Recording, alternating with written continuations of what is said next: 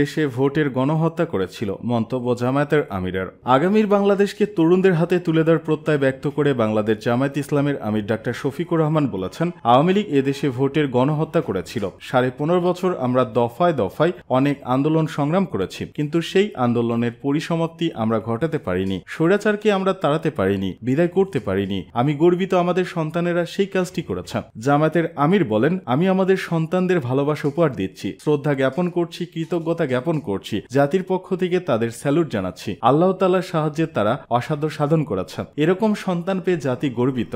ইনশাল্লাহ আগামীর বাংলাদেশ আমরা তাদের হাতেই তুলে দিব। আমাদের আর স্বৈরাচার হতে দিয়েন না, মন্তব্য আন্দোলিব রহমান পার্থের। Bangladesh Jatiya party BJP chairman barrister Andaleeve Rahman Partho বলেছেন, এখন যেন আমাদের মনে না হয় যে আমাদের অপোজিশন নাই, যাই খুশি তাই করব।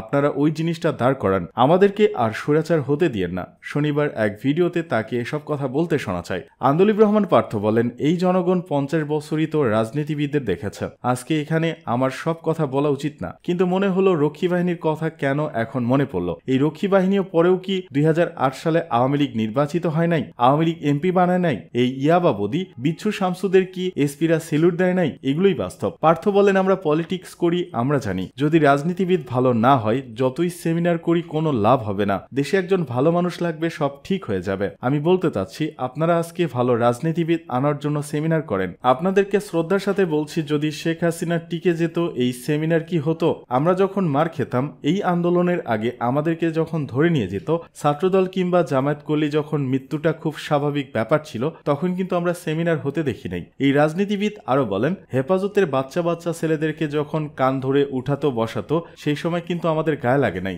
গায়ে লেগেছে যখন নর্থ সাউথ আর ব্র্যাক বিশ্ববিদ্যালয়ে গোলাগুলি হয়েছে। কেন? কারণ সেখানে আমার ভাই বোনেরা পড়ে। তো জাতি হিসেবে আমরা কতখানি স্বার্থপর। আপনার যখন নৈতিক অবক্ষয় হবে, সব দিক থেকেই হবে। উল্লেখ করে তিনি বলেন, প্রত্যেকটি সেক্টর খারাপ। আপনি কোথায় পাবেন ভালো রাজনীতিবিদ? কে রাজনীতি করবে? গত 20 বছরে কারা রাজনীতি করেছে? মাথা যদি ঠিক না থাকে, কিছুই ঠিক হবে না। আপনারা তাই করুন যাতে আগামীতে ভালো মানুষরা রাজনীতিতে আসে।